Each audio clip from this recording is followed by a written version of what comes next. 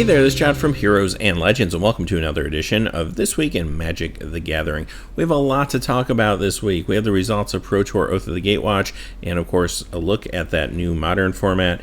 We have new Magic the Gathering promos that have been announced. We have the news that event decks and clash packs are being discontinued, and actually have been discontinued. More on that later.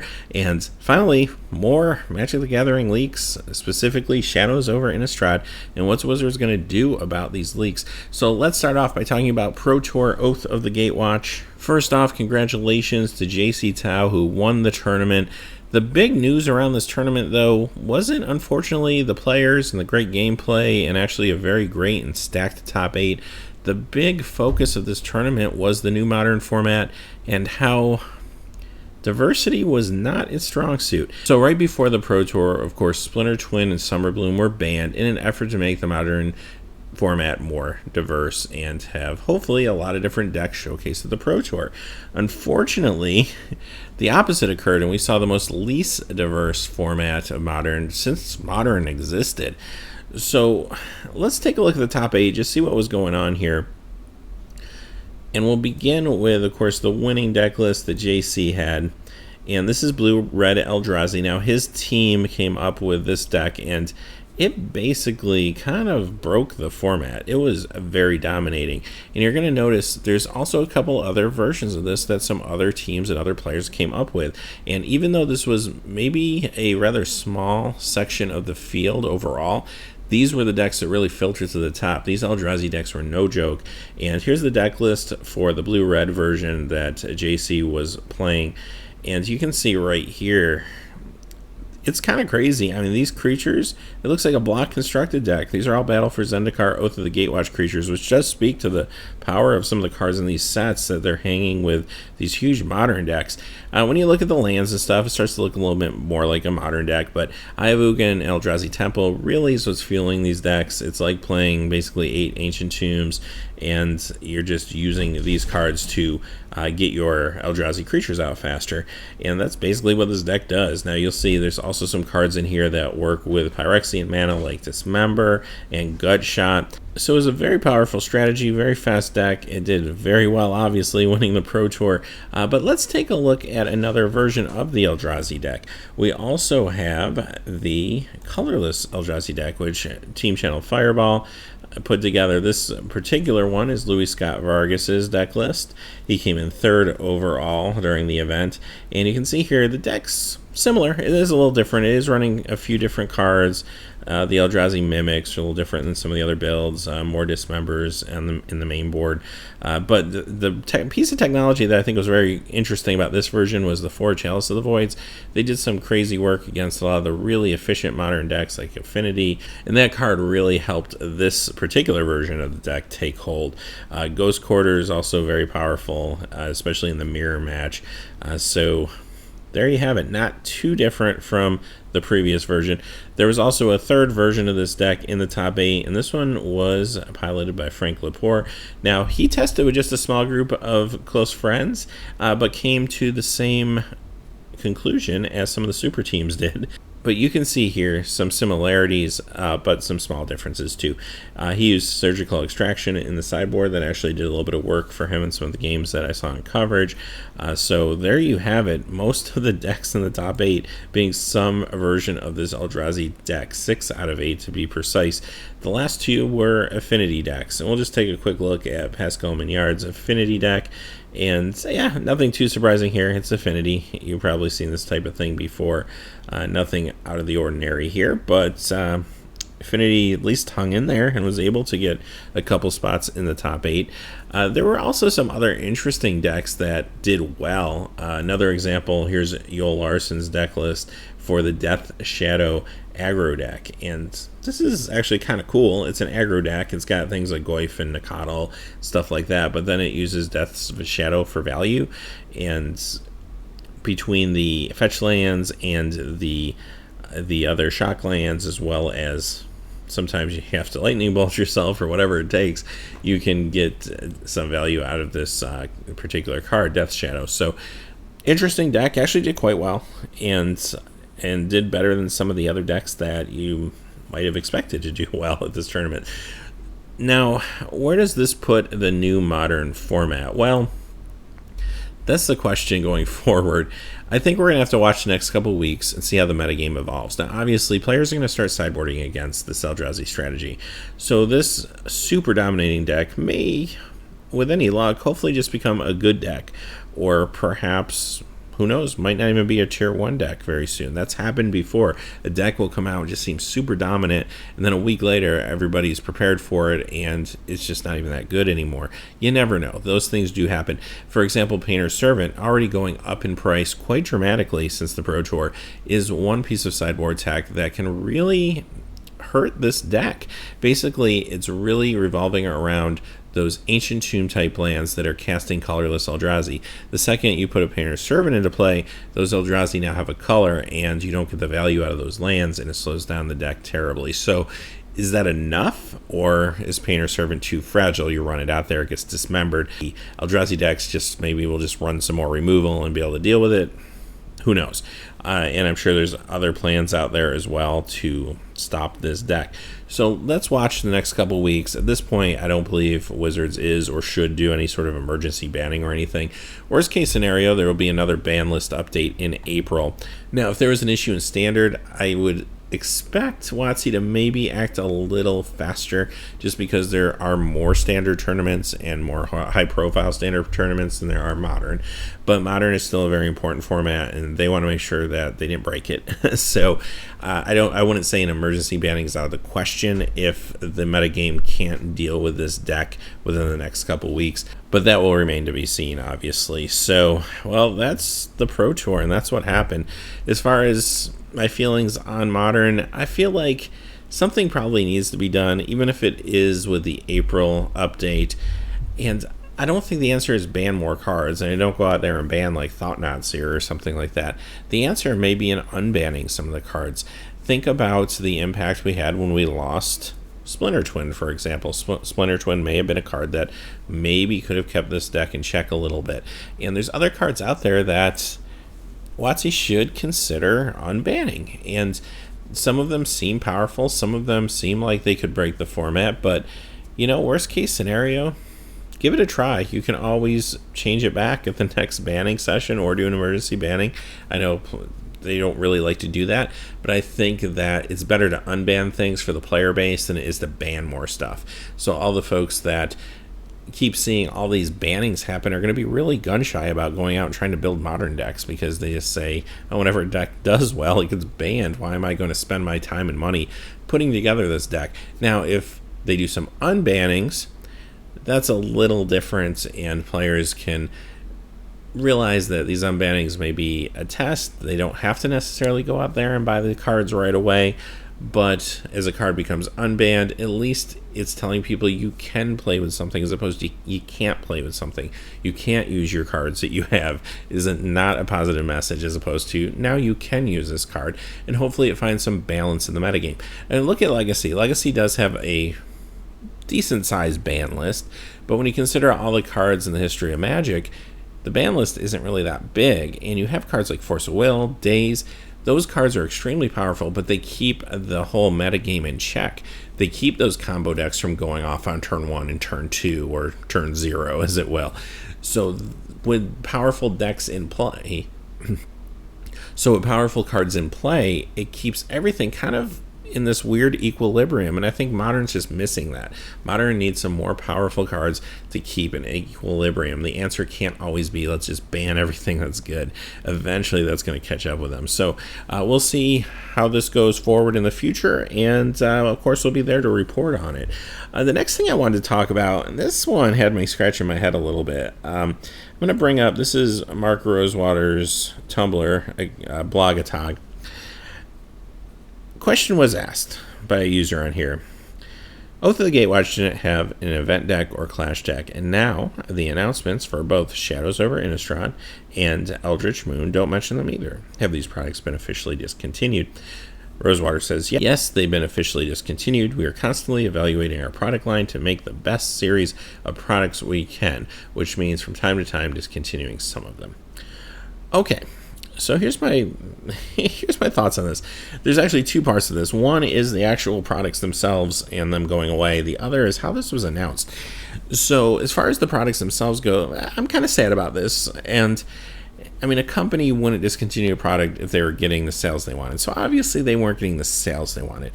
However, I kind of think that that might be more of a symptom of a bigger problem than it is that these products weren't good or desirable. And here's my thought on this. The last couple Clash Packs and event decks have actually been pretty good. I really like the last event deck. I opened one on the channel, and there was actually a miscollation in mine that I opened, but the deck itself was supposed to have Whisperwood Elemental, Warden of the First Tree, Hanger Backwalker. There was a lot of good standard cards. Tassiger was in there. I think there was a fetch land in there. I think Windswept Heath was in there, if I'm not mistaken. But it had these cards in there that were good standard cards, good staples for standard and even modern, or in Hangerback's case, even in some of the Eternal formats. And it was just a cheap way to kind of pick up a whole bunch of those cards, and you're actually giving your money to WotC and not to an online distributor or something like that to get singles.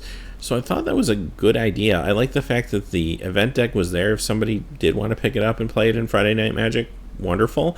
And if someone wanted to go down to their Walmart or their Target and buy 4 copies because they need 4 Hanger Backwalkers, well, that's cool too, you know. So I liked the product, the Clash Packs. The last Clash Pack, or at least the last one that I remember looking at, was actually a couple Clash Packs ago, but it had like Corsair Crewfix in it, and this just seemed to be a good way to reprint some cards. They actually did some different art for some of them in the past. Like, I thought that was cool. I thought it was a cool product. Sad to see it go, but if it wasn't selling what they wanted it to sell, it makes sense. Now, these products are really designed for newer players. So players with Clash Packs are usually breaking into the game. Event decks are maybe usually breaking into like Friday Night Magic or starting to take the game a little more seriously. The fact that these aren't selling well enough to continue the product makes me feel like there aren't as many new players as there used to be, which could be a huge problem for the game going forward. Now, that's just speculation on my part. I haven't seen any sales numbers or anything like that. Those haven't been released. But that's just kind of my initial feeling on this. If people aren't buying these products, it's not because I don't think they were bad products. I actually think they've improved leaps and bounds over the last year or two. But the people that these are for aren't going out and picking them up. That's a little scary. That's a little dangerous for the health of the game. Now, here's the second part that kind of blows my mind. Wizards recently announced that they were going to be more transparent and that they were going to communicate better. And here we are. Oath of the Gatewatch comes out, and this is a major product lineup change that's affected Oath and will affect at least the next couple sets going forward. And there was no announcement. It didn't happen until somebody asked Mark Rosewater on his blog. And then, hey, kudos to Mark Rosewater for answering and giving everyone the answer. I'm sure he had to go and talk to the folks at Wizards to see how he should answer this. But he did it, and he got an answer to everybody. This shouldn't be a question that needed to be asked to begin with. Immediately when Oath products were announced, they should have said that this product is no longer being continued, and they could have given this message. I do find it odd that they're discontinuing products without coming right out and saying, oh, we're replacing it with this instead. We have a new idea, and this is the new thing that's coming out that's replacing the Clash Pack, that's replacing the event deck. So why is there nothing? That's a little troublesome as well. Companies don't like to just discontinue a product and not replace it with anything. Again, that's kind of a sign of a weaker financial situation. So I'm hoping they're just not ready to announce whatever they have planned yet. But obviously they don't have anything for Oath of the Gatewatch in particular. Now, it doesn't necessarily have to tie in directly with Oath of the Gatewatch, so maybe there will be something coming out soon that they'll be releasing as some other sort of dual deck or some sort of pre-constructed deck experience. But right now we just don't know. We just haven't heard anything. And the communication, again, is very lackluster on this. It almost felt like they were embarrassed to say that they had a product that wasn't selling well and they're just taking it away. They didn't want to make that announcement, that it made made the situation sound bad. But did they think we wouldn't notice? That's kind of what goes through my mind here. I mean, did they really think we would just say, "Oh, okay, well, Oath of the Gatewatch is great"? What was that product they used to put out with every set? Oh, I don't know. Like, that's crazy to me. But obviously, people noticed and people asked, and they gave the answer. Thank you, Mark Rosewater, for giving the answer. But there was no official statement, really, other than after the fact that people were asking about it. So after this did come out, the next day, Wizards put this little blurb in their daily update page that said that Rosewater confirmed this and so on and so forth. So they did at least work it in here, kind of way down on the page, buried in a bunch of other items. But there it is. So very unusual, very strange to me. So let's move on to another topic that's at least a little more positive, a little more exciting. So we got the April Friday Night Magic promo announced, and it is Blighted Fen. Got very nice looking art. I don't know, it doesn't look too different from the original art, but I like it. I like the foil treatment on these cards. It's pretty cool. I think it's a cool Friday Night Magic promo. And we also have the World Magic Cup qualifier promo. It's Abrupt Decay. Now, we've seen this card before because it was leaked on the Magic the Gathering online beta, so we knew that this was a promo that was coming. We just didn't know what it was for. Well, this is what it's for. World's Magic Cup qualifier promo. So that's pretty cool. Anyone who participates in those tournaments will get a copy of this. And very cool art. I like the flavor text. So couple of cool promos coming, so there's at least some good news on the horizon. Finally, the last thing I want to talk about today was the leaks that just keep coming, and what can WotC do about these leaks, and how do you all feel about these leaks? I guess I'm curious to know as well. So long story short, basically a few days back on a Dutch auction site, somebody posted that they had a booster pack of Shadows over Innistrad that they had opened, and they were selling the contents. Somebody came forward later and claimed that they actually purchased it for 20 euros, and the photo that you're seeing on the screen here is just some of those cards laid out. And the seller took photos of the cards, put them on the auction site, sent some further photos to the buyer. The buyer posted those as well, and we basically got to see 15 cards from the new set. A few days after that, more pictures emerged. Don't know if it's from the same people or person or someone else. There wasn't really an explanation around these new photos, but they showcased a handful of other uncommons and commons as well that were not previously seen. Now, prior to all of this happening, of course, we remember Oath of the Gatewatch. There was a huge leak that appeared to come from one of the contractors that prints Magic, that does the foiling process, that somebody got their hands on almost every single expedition, almost every single mythic, took photos of them and put them out there.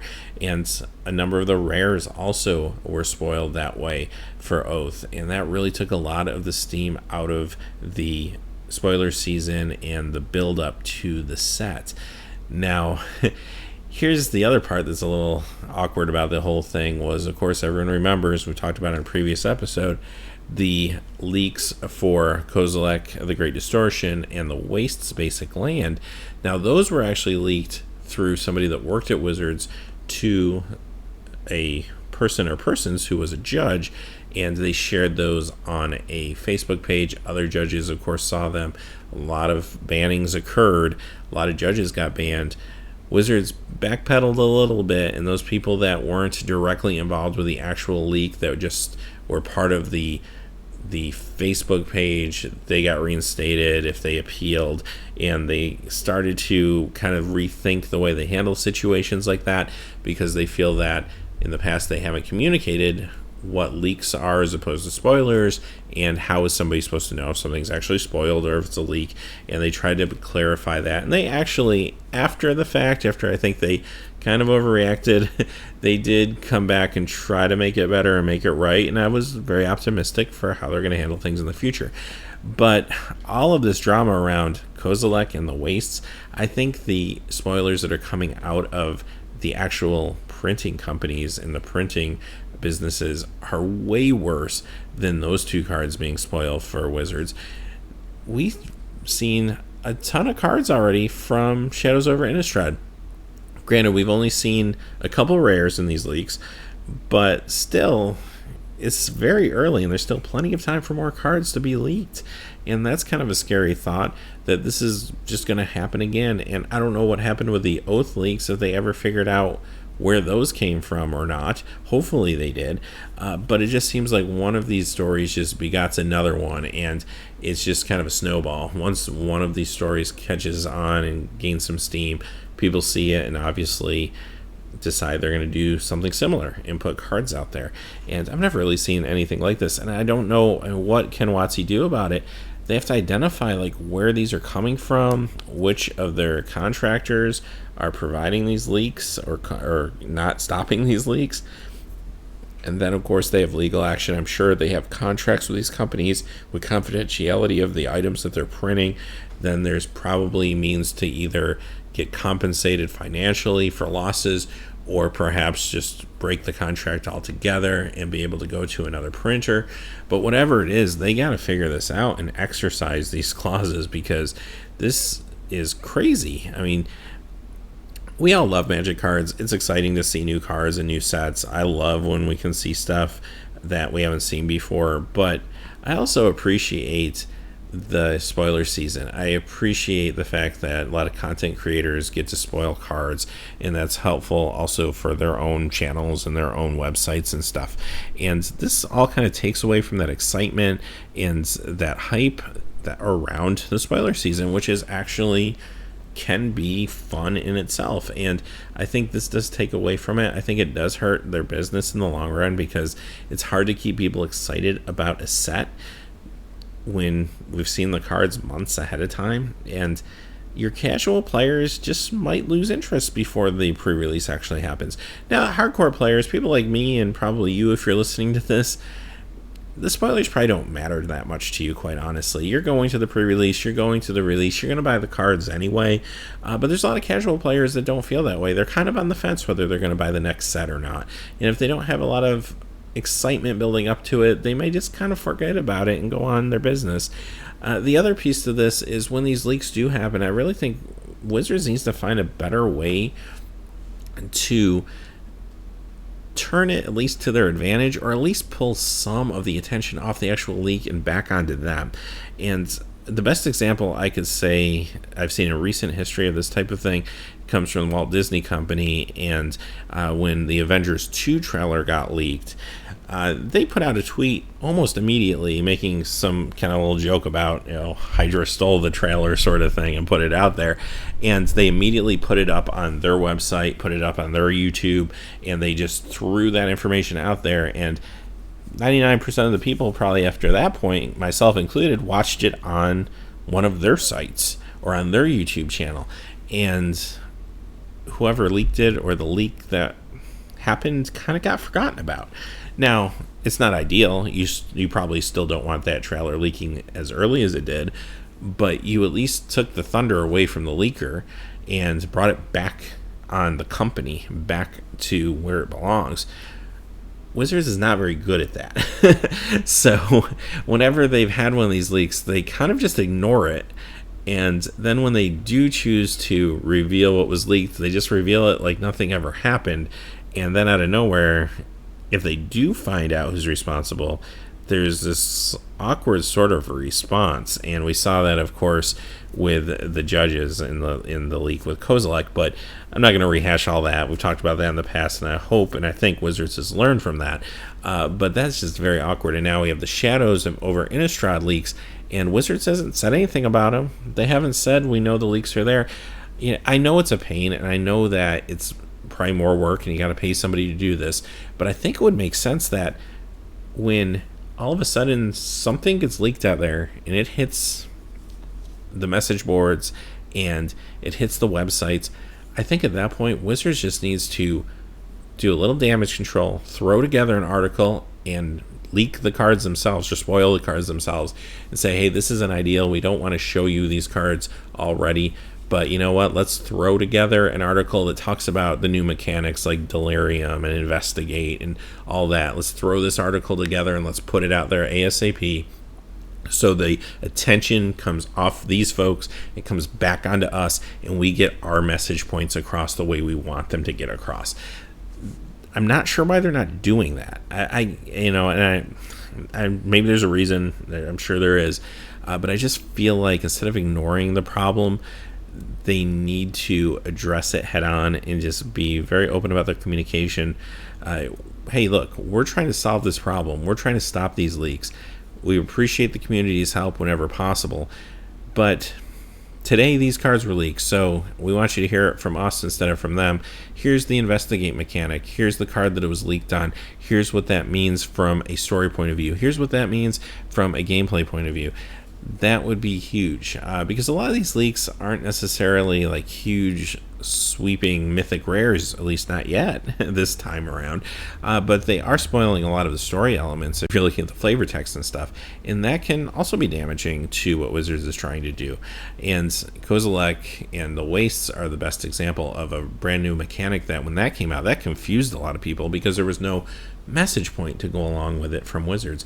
Wizards just kind of should have bitten the bullet then and said, hey, we know this information's out here, we're going to show it to you now. Here's Kozilek the Great Distortion, here's Wastes, here's what colorless mana means, here's how it's going to work. They had weeks of speculation before they decided to show it off at an event during coverage and then pretend this leak just never even happened. So I don't know. I think they need to re-examine a couple things. They need to find who's responsible for this stuff. They need to either cut ties with these companies or make sure these companies can handle this situation so it doesn't happen again. And secondly, when these things do happen, they need to handle it a lot better. So let me know in the comments below your thoughts on leaks, on all this stuff. There's just so much going on right now. It's crazy. And, you know, I love Magic and I love Wizards of the Coast. I think they're an amazing company and they do amazing things. And I worry sometimes, you know, someone who has a business background like myself and has worked for large companies that are in the public spotlight, I see these things and I just want to help them. I just wish I could fix it for them, you know, but regardless, I think we all feel that way as fans because we love the game and we love the company and we want to make sure that they're able to keep doing what they did for a very long time. And things like this, you know, hurt the company, hurt the game, hurt the community. And whether you're talking about leaks or maybe some of the missteps that they had responding to the leaks, or even some of the missteps recently we've seen with card bannings and stuff like that, I would really like to see Wizards get a string of some things right and kind of take the spotlight off some of the negative and onto some of the more positive stuff. So, and I have faith that that will happen. I think they just kind of had a run of bad luck here and they didn't draw very well. It will get better. So anyway, that's the episode for today. Hey, as always, thanks for watching. I didn't do a Q&A this episode due to the length of the other topics, but if you do have any questions for me for a future episode, feel free to put them in the comments below. Until then, please remember to like and subscribe, and have a great day. Hey, thanks as always for watching. This video, like all my videos, was made possible by the generous support of viewers like you on Patreon. Even a donation of $1 helps me to keep growing this community and creating better quality videos for all of you. Check out our Patreon page for exclusive giveaways and future goals for the channel. If you haven't had a chance yet to subscribe, hit that subscribe button so you don't miss any of the MTG news, spoilers, set reviews, product openings, or finance videos on Heroes and Legends. Talk to you again soon and have a good day.